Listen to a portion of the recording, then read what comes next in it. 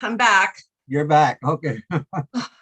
I'm working off a new computer, so the the commands are different. So it takes I me a got a, minute to. I got a new one too. I went back to my grandson said I should have I had what they call it, those fancy ones. And he said you shouldn't have that one. So he got me a different one. Anyway, I'm doing what he tells me. Okay. All right. We're back in session this morning. Good morning, everyone. Our next agenda is that electric distribution utility rate design reports. And we have some folks with us this morning to go over that. And who would like to lead off this morning? Good morning. My name is Joan White. I'm with the Public Utility Commission. Sure. I'm fine going first, or we could start with Mr. Peacock. Whatever you choose. It's fine. Okay. Go right ahead. Thank you. Mr. Peacock, do you have a preference? Joan, please go ahead. Thank you. Okay. That sounds great. So I will, I'm going to go ahead and share my screen. I haven't done this often on Zoom, so I apologize if this is a little troublesome. Let's see. There we go. Can everyone see and hear me okay? Yes, we can. Great. And are you seeing a slide deck? It should say agenda on it. Yes, we do. Okay, marvelous, marvelous. So I'm here today with a colleague of mine, Micah Howe. Actually, I'll scroll up to our first slide. So Micah Howe is a staff attorney with the Public Utility Commission, and I am an analyst. So we will be presenting the results of a report that was requested in Act 54 last year from the legislature. I just wanted to point out, because the Utility Commission is a quasi-judicial body, it's common practice not to contact staff directly. So I've included the contact information for Greg Faber, who is our legislative liaison. So if there are like follow-up questions or you're interested to hear more, please do get in touch with Greg, and Greg can convene the right technical staff to answer those questions. So what I'll do is go through my presentation, and if folks want to hold their questions to the end, there's quite a bit of kind of technical information in here. So I may end up answering your question before we get to the end. So great. Okay, I will just start with an agenda. So we will plan to go over the results of our report that was directed in, it's Act 55. I've also been working a lot on storage, which was Act 54 last year. So anyhow, was required by Act 50 year. So I'll start off by introducing the commission, kind of explaining who we are and what we do, then go over the legislative mandate, and then we'll talk a little bit about the existing rates that utilities have in place that kind of direct EV and EVSE loads away from peak times. I'll talk about the rates that exist, and then the enrollment in those rates, and whether we're seeing whether those rates are effective at directing loads away from peak times. Then we'll go over some barriers and challenges. So for this report, we asked utilities to tell us where they're having trouble, where they see kind of some difficulties on the road ahead. So I'll go over those. And then finally, I'll go over next steps, which I think will flow nicely into Mr. Peacock's slides, which I think pertain largely to the department's role in working with utilities to implement the directive of the legislature. Okay. I'm sorry, go right ahead, Mr. Chair. No, thank you. No, that's good. Thank you. No. Okay, wonderful. Yep. So first I'll take a moment to just introduce the commission.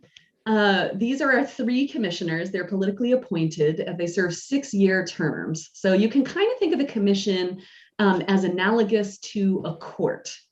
We hear cases that pertain to utility rate setting, also siting decisions, a lot of issues that pertain to energy in the state of Vermont. People come before us and they litigate these issues. So the Department of Public Service is often a party before us. Also, the utilities are frequently parties before us, developers of renewable projects, and so on.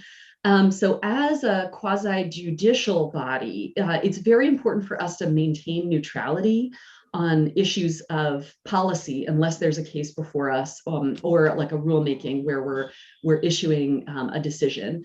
So as a rule of thumb, we don't communicate with parties that appear before us outside of those dockets. And I want to distinguish the Public Utility Commission, which is kind of a court. We're sort of behind a big wall. We don't talk to any of the players except for in our dockets.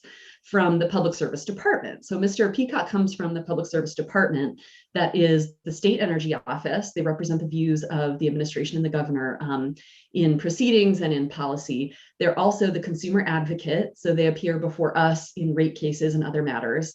And they kind of serve a real convening function, I think, in kind of spurring energy dialogue in the state. So they're able to really be in deep touch with all the parties about these issues, which is why I think it's so great we have Mr. Peacock on the call today, because he's got, he's a little more immersed. The data that we have kind of comes from what the utilities report to us, but the department is able to be a little bit more involved.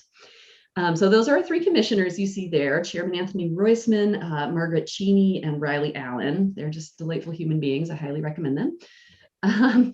So next I'll go over the statutory directive for this report. So the legislature asked us to do this report in Act 55, which passed last year. It was in session law. And Act 55 really established a requirement that utilities create rates that can successfully integrate electric vehicles and electric vehicle supply equipment into the electrical grid. So as we electrify our transportation sector, there are potentially impacts to the distribution grid, to power supply costs.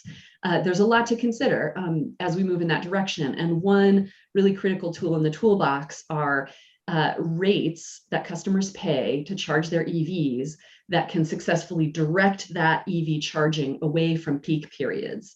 So the times that are the most costly on the grid, when you have to build your infrastructure the largest, when you have to procure the most expensive power, when you have to pay for your regional transmission, we call those peak times. And the more we can direct loads away from those peak times, the more successful we'll be at integrating EVs into the electrical system without causing major kind of costs related to upgrades to the system or power supply costs. So Act 55 established an obligation on utilities to create rates that direct loads away from peak times, and they need to propose those rates to the Public Utility Commission by 2024. So we retain authority to review and either approve or reject the rates that the utilities propose. In conjunction with that requirement, the legislature asked us, the commission, to file a report each January for a 4-year period. So this is the first report that we've done. And in this report, our goal was to really just take stock. Where are we in terms of, which utilities have rates? What are those rates? Are those rates being enrolled in by customers? And are they successful at directing loads away from peak times? And I think you'll see over the course of the next 4 years, as this program evolves, that we'll see the landscape change over time. Hopefully we'll have more utilities coming in with EV specific rates in order to meet that requirement, and we'll have more data about enrollment and success. So this is really the first report. Excuse me, Senator Pertlick? Yes, Ms. White. Can you remind us if there was anything in the legislation about demand charges, or is it just about shifting load from peak times? So my recollection is that the legislation doesn't say anything specific about demand charges. However, demand charges are certainly within the scope of what utilities are doing and looking at. And that's demand charges related to commercial customers and their load, and it's demand charges related to like public charging infrastructure. So what you might see from like a charge point, something like that. So that might be something that your report in future years would address as far as like a barrier or something like that. Oh, I see. Yeah. So in the report this year, and I didn't include it in my slides because I wasn't sure how weedsy people wanted to get, but in the report, which I had sent to Jeannie, and I'm very happy to circulate the link after, it's on our website. We had kind of inventoried the rates that are in place to deal with demand charges. So Green Mountain Power has a rate that they're implementing where it basically kind of allows public charging stations to avoid incurring a demand charge. So that's one example that's been pretty successful. We're still sort of waiting to see how that plays out. But my recollection, and Mr. Peacock or Mr. Howe can correct me if I'm wrong, is that the legislation itself didn't have a requirement around demand charges. So maybe I'll just like take a moment to check my understanding on that with Mr. Peacock or Mr. Howe if they have a different read of it. Ms. White, this is Phil. This is Philip. I think you're right. Demand charges weren't explicitly called out in the legislation last year. Yeah, and I can say with a high level of confidence that the Public Utility Commission is very dialed in on this issue. So we had issued, before this report, we had issued 2 reports on EVs, and both of those really called out demand charges as a barrier to public charging infrastructure, and really asked utilities to start thinking about that issue. Senator Ingalls, you have a question? Is Ms. White, and maybe you'll get to it, and if you are, I'll wait. But is it going to be a published these charges? Is it going to be a published time? And and the reason why I ask that is I worry about, like Senator Perchlik says, he comes home, he plugs his car in, and is it going to start charging immediately, or will it be signaled at that point in time that it's time to start charging that car under the lower rates? Mm-hmm. Yeah, great. I'm so glad you asked that question. We are going to get a little more weedsy here, and I'm going to, I primarily focus these slides on the residential side of the house, but we can address commercial as well if people are interested. So, Senator Ingalls, your question really is, what happens when a consumer gets home and plugs in their car? And I want to draw a distinction between 2 different types of rates. On the one hand, you have managed load rates. And that is essentially there's like a connection through the internet from your house to the utility, and they can talk to your charger. And they say, hey, now's not a great time to charge. How about we wait until, say 10 p.m. to start charging? There's a flexibility, there's a kind of a 2-way communication that happens. So that's a load management program, which we have in the state of Vermont. The other type of program, just these are broad classifications, is more of a time of use program. So you had asked whether the times associated with these rates are published, and the answer to that is yes. So under a time of use rate, how it works is that the utility publishes their rates in advance. They say, this is the rate we're charging for on-peak charging, and this is the rate for off-peak charging, and here are the hours that those apply. So consumers can respond to that by, they have a few options. They can program their charger, which I think is what most people do. And they say, okay, charger, don't turn on and start charging my car until the peak period ends. So in the case of Burlington Electric, you'll see in the chart on the top of this slide that the off-peak hours are 10 p.m. to 12 p.m. the next day. So you can set, if you have a level 2 charger, you can set it to begin charging at 10 p.m. So essentially what happens on the consumer side is you get home, you plug in your car, you're done. You don't have to think about it. Your charger just turns on at 10 p.m. It's a little more tricky if you're charging with a level 1 charger, which is trickle charging. That's what you can do just with like an outlet. There are some devices that are being piloted that can have time settings on them. We're getting that sort of figured out. I mean, not us, but the utilities are. And in terms of the managed charging, usually how those rates work, the 2 examples we've got right now are Burlington Electric and Green Mountain Power. And what they'll do is say, hey, it's off-peak charging all the time, unless we call a peak event. And the peak events are when power supply is going to be really expensive. So that's when we're covering the costs of capacity, which is like how many power plants you have to build, or we're covering the cost of regional transmission, which is sort of how costs get allocated for the big poles and wires all across New England. So we know we're going to incur a lot of costs. We think the peaks are going to happen on this, and this day. So 24 hours in advance, we're going to send you a little notification on your phone. It says, there's going to be a peak event. If you charge, in Green Mountain Power's case, if you charge during this peak event, we're going to charge you 71 cents per kilowatt hour, which is a lot. You can override that, but you're just going to pay a high rate for it. That way you can plan your charging around that peak event with the notice that you have. So those are the 2 general types of rates. Does that answer your question, Senator Ingalls? It does, and I just got to follow up to my committee so the reason, committee, that I asked that question is that as we search for areas of where we can make up for the gas tax, if it gets to the point to where your car is communicating directly with the power company and there's a reduced rate of electricity charging at that point in time already for EVs, it's a perfect time for us to slip in a electrical charge, much like the gasoline tax, and to recover some of what we're losing as a gasoline tax. So that's why I was curious. Okay, any other questions, comments? Okay, go ahead. Continue. Great. Okay, so I do not particularly want to go through these charts row by row, but it's just to give you a little flavor of what's in the report. So for each utility that has an EV specific rate, we characterized, what are the peak and off-peak hours, or what, and then what are the rates that apply to those hours, so that you can have a chance to kind of compare across utilities how they're treating EVs.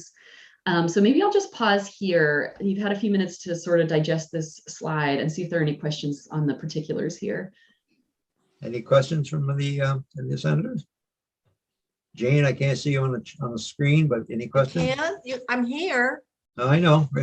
Oh, It's just that's not in my, no, I know. I'm Okay. sure. I Yep, can there we only go. see 4 of the people. there you go. I can Do what see you you, want. Mr. Chair. Okay, thank you. Uh-huh. Okay, any questions? No? No. Okay, we'll continue on. Thank you. Great. Okay, great. So so Burlington Electric Department and Green Mountain Power are pretty far ahead in this realm. They both have a time of use rate and then a managed load kind of option. There are some others. Stowe Electric Department has a rate that applies only to their Stowe Electric Department owned EV charging stations. So they have not extended that to public charging yet, as far as I know, and they do not offer like a residential or a commercial rate that would serve to direct loads away from peak times. So this is a rate that is like a favorable public charging rate, but it doesn't necessarily have the goal of directing loads away from peak times. Vermont Electric Cooperative is running a pilot right now, and we'll see if that results in like a fully tariffed service, like a rate that's offered to everyone all the time. And they're experimenting with both a time of use kind of component where you would set your charger to charge during certain hours, and then you can get an incentive on your bill, like a bill reduction. Or there's a managed charging option that they're exploring as well. So I'm happy to say the utilities are working on it. And the other good news I have to report is around enrollment. So these rates are only successful to the degree that people with EVs actually enroll in them. So there are a lot of EV owners who choose not to enroll in an EV rate. And I think there are a number of reasons for that. They might worry that they'll need to charge during a peak time. The other kind of barrier, and we'll talk about this a bit more later, is they need to have some metering equipment.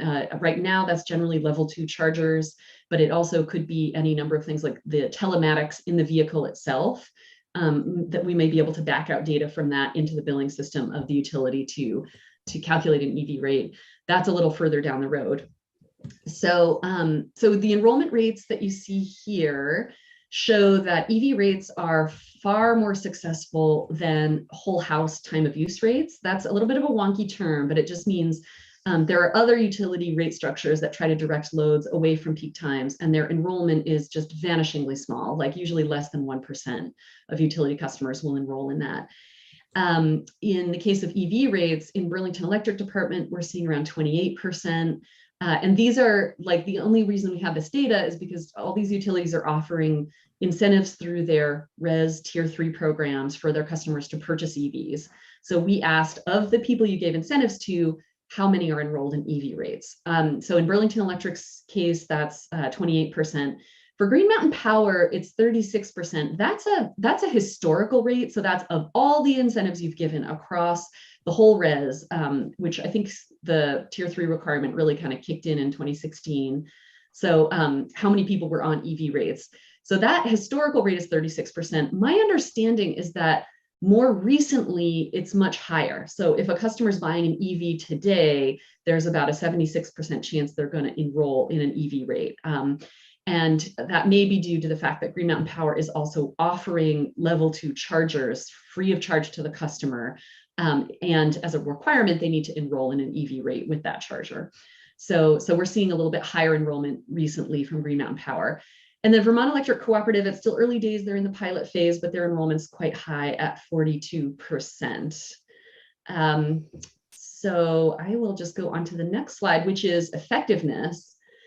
So the headline news here is that rates are extremely effective at directing loads away from peak times. So that's great news. I think that was kind of a theoretical construct until we've had some data to prove that out. So we can say with confidence that most people who enroll in EV rates, if they're in a time of use rate, they will program their charger and they will charge away from peak times. If they're in a managed load program, they very rarely override that signal from the utility. So the utility says, hey, don't charge during this time. And people, like 95% of the time, they do not charge during those peak events. So the graph you're seeing here, the red bar is the peak hours. So you really don't want people to charge during that red time.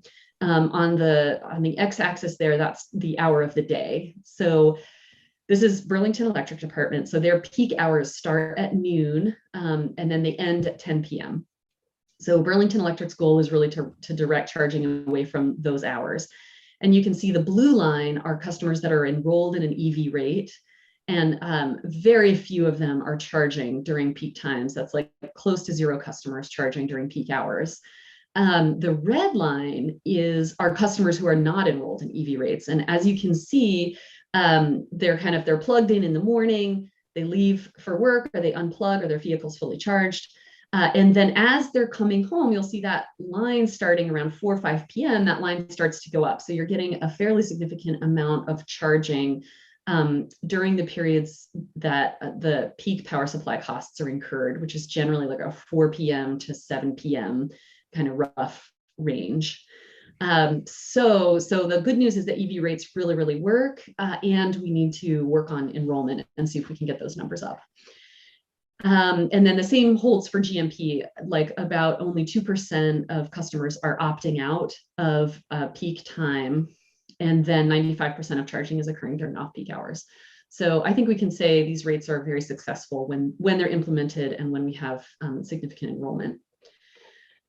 So the next thing, maybe I'll just pause there because that's a little bit of I didn't want to throw too many charts and graphs. So maybe I'll just pause there and see if there are any questions on that slide. Any questions from anyone? Yes. Senator Mazza.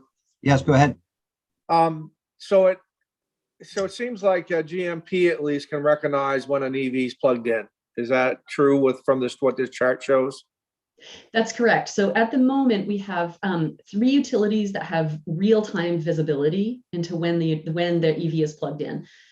This chart is for Burlington Electric Department. So BED, GMP, and VEC have real-time visibility into when the cars are plugged in at the moment.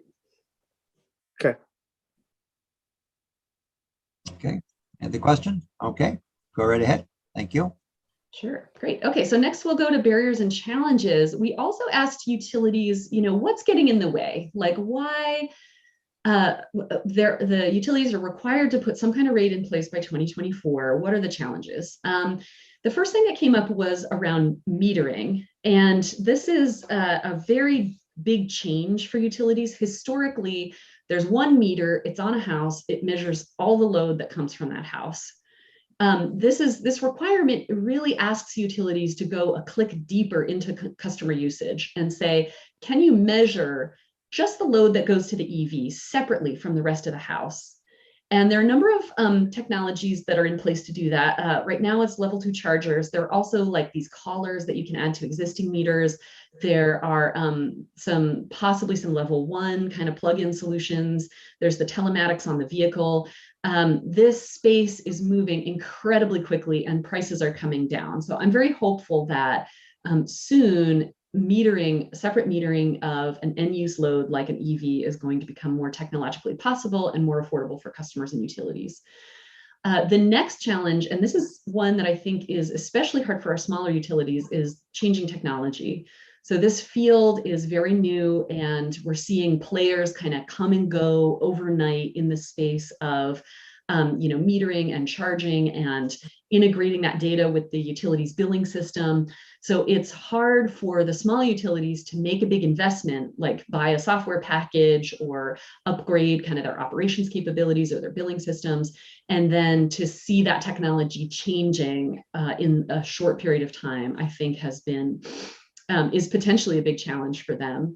The next is cost to the utility. And what I don't mean cost of the rate itself. So you're offering a discount to charge off peak, but those discounts essentially pay for themselves in power supply savings. So that's not where the cost comes from. The cost really comes from the acquiring the data from the meters.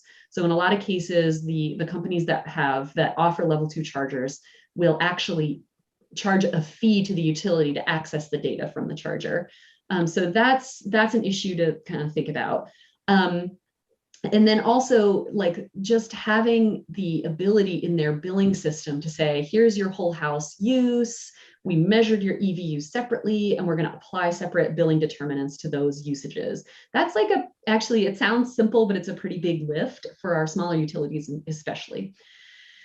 And then the other kind of interesting dynamic here is the one option for charging for these kind of dynamic rates is the dynamic load control, which is where the utility has dial up, dial down potential. They can have real-time communication with your charger, and they're seeing what your charger is doing in the control room. So that pertains to the question Senator Ingalls just asked around which utilities have that capability. So as I said, we've seen 3 utilities be able to implement that, but other utilities that are smaller might have some difficulty implementing that. It's a pretty big kind of software lift. And then last but not least, broadband access. This data, as of now, is transmitted across the public internet for the most part. And areas that don't have broadband access are going to struggle to implement EV rates. So if you were kind of way out in the boondocks or you didn't have broadband for some reason, the terms of the EV rates exclude your participation. So there are likely workarounds for that, and I'm hopeful that some of the federal funding that's flowing into the state for broadband build out will help lower this barrier as well. So that was a lot. Maybe I'll just pause again there if people want to have follow-up questions on this slide. Any questions? Excuse me, any questions this morning? I guess you're explaining it well. Oh, good. Okay, great. That's always good. Okay, great. So my last slide is on next steps, and that's just to let you all know, I think Mr. Peacott's going to talk about this next, but the Department of Public Service is funding some pilots related to EV rates, so I'll let him cover that. For our smaller utilities, I think this is the harder lift, and so I'm pleased to report the department's doing some good work there. The filing deadline for the tariffs is June 2024. So we're a little bit slow moving. We've got about 2.5 more years until the rubber hits the road in terms of deadlines. And then the reporting, we are going to continue to keep you all up to speed. We are very on top of this issue and very interested in making sure that it succeeds.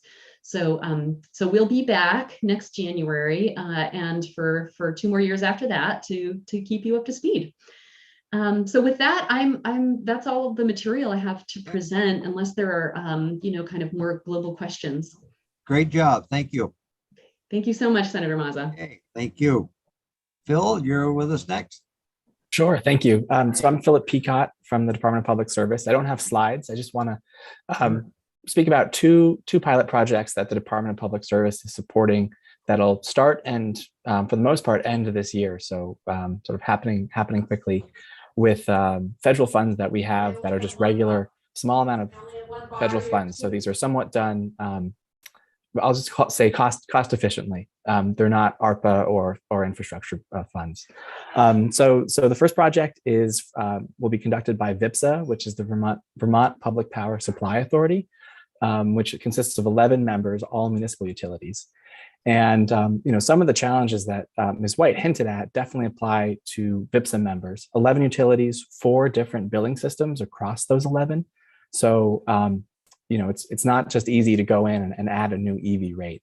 What VPSA will do over the next year is figure out what is the best cost-effective way to do that, though, for level 2 charging, both at homes and also in businesses. So that they'll be working with a consultant and first of all, understanding what their actual costs are so they can meet the goals of Act 55, which is to incentivize EVs through efficient rates, but also have no adverse impact on other ratepayers. So in other words, there won't be any detriment to non-EV drivers. It'll only sort of lower costs across the whole system overall. So that's work from VIPSA. And then the second project looks at level 1 charging. And Senator Ingalls, you hinted at this earlier. Level 1, you can plug in with just a regular outlet, in the garage, and so it's sometimes hard to track level 1 charging.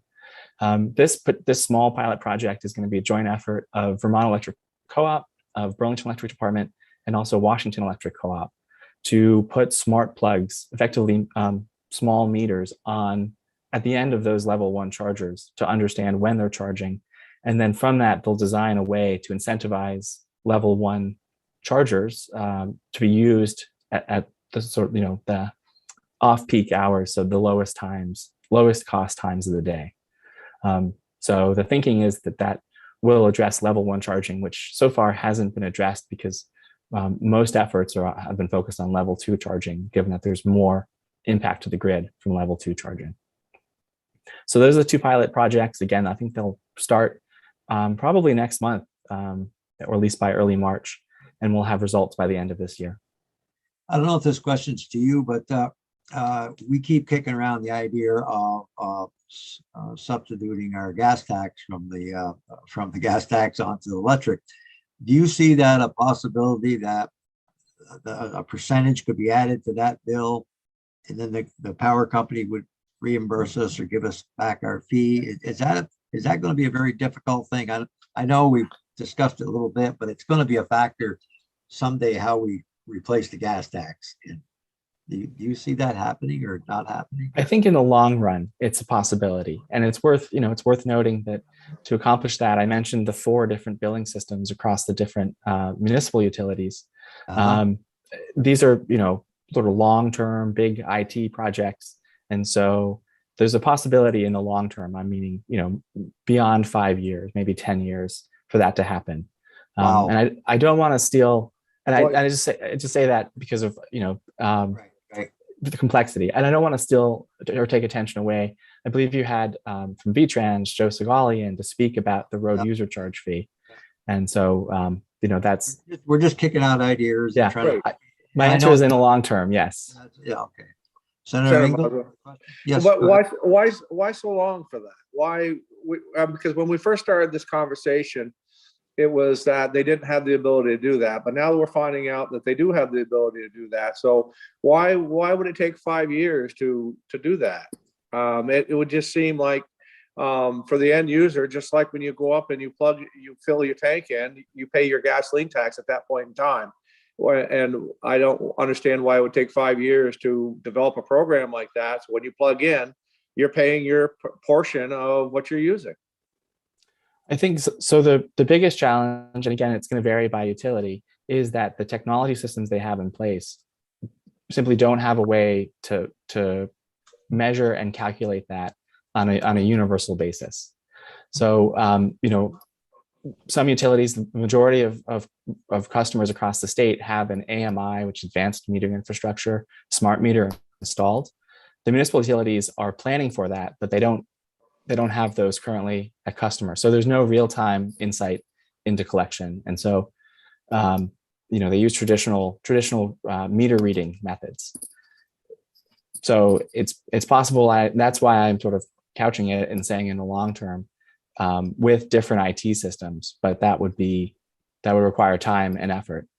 And right now, the numbers are not such that you find very few EVs in some of these small territories where the territories, including in the kingdom, are only a couple hundred residential customers. So it's a cost efficiency issue. Okay, we'll have more discussion in the months to come or years. Any other questions out there this morning? Oh, I guess you've covered it. Thank you very much. Appreciate it. Okay. Thank you very much for having us here. Yeah, thank you. It was a good overview. Appreciate your time. Thanks a lot. Okay. All right, Jeannie, I think why don't you go off of live?